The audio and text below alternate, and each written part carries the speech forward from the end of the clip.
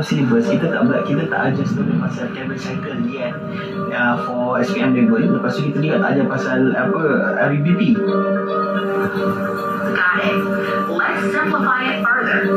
You can explain that plants have a special 5-carbon molecule. AI dia lebih kepada apa yang saya nampak adalah lebih daripada maklumat yang diberi kepada kita. Jika kita mahu search for something, kita akan dapat the information on the spot, dan dia banyak membantu kita dari segi jika kita ada masalah dari segi pemahaman, untuk mendapatkan maklumat. So AI lah yang dapat membantu kita. AI tidak hanya memudahkan pencarian maklumat, ia telah mengubah cara pelajar belajar dan memahami. Dalam sekelip mata, maklumat yang dahulunya sukar dicari kini berada di ujung jari. Dari pemahaman konsep sehinggalah pencambahan ilmu, AI membuka pintu kepada dunia pembelajaran yang lebih luas, pantas dan cerdas.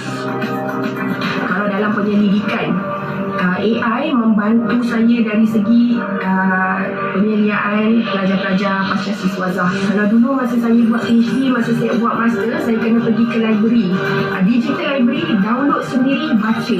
Kita kena baca, kena make sure betul lah ini area yang kita nak buat.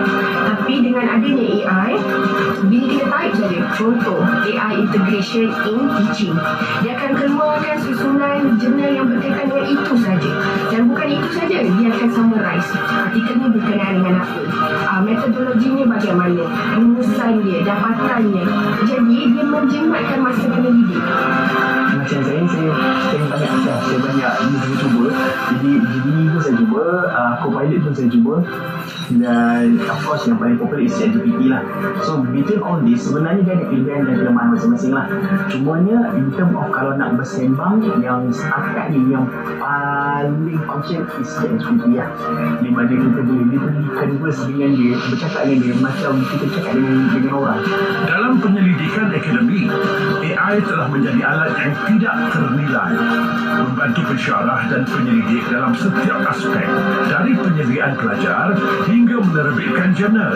AI memudahkan proses pengajaran dengan penyusunan nota dan penjelasan yang lebih sistematik, mempercepatkan tugas yang dahulunya memakan masa yang lama. Pendidikan kini bergerak dengan lebih efisien, dipacu kuasa AI.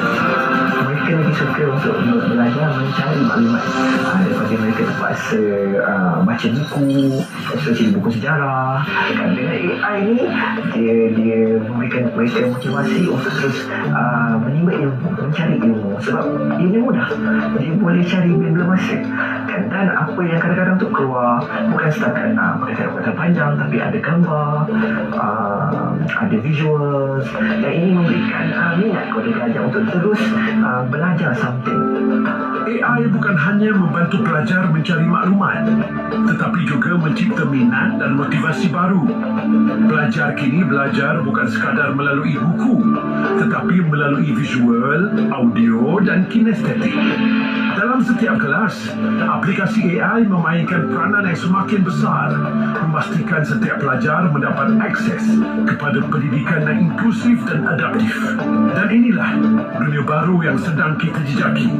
Dunia di mana AI menjadi tulang belakang pendidikan masa kini.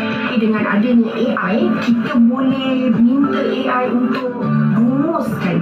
AI ni sebab dia bina melalui algoritma yang ada yang berlega-lega dalam internet kita kan. Jadinya daripada situ dia akan terus keluarkan. Contoh, kalau kita ada kajian kuantitatif, kualitatif kan. Kualitatif dia macam temu bual. Selepas temu bual, kita kena transcribe. Lepas kita transcribe, kita kena tahu apa poin-poin dia. Kalau dulu kita buat secara manual, kadang-kadang ada certain algoritma terlepas daripada pandangan manusia. Tetapi dengan AI boleh detect walaupun data tu sangat kompleks. Dia boleh keluarkan algoritma tu dalam bentuk yang sangat menarik dan boleh diletakkan dalam kajian kita. Kalau kita menggunakan AI dalam kelas, dia memberikan semangat kepada pelajar. Daripada kadang pelajar ni dia bosan duduk dengar apa yang cikgu cakap semua, dia orang perlu bergerak. So bila kita menggunakan AI ni, dia lebih berfokus pada pembelajaran kinestetik, audio visual, jadi mereka lagi seronok dan itu ada impak mereka.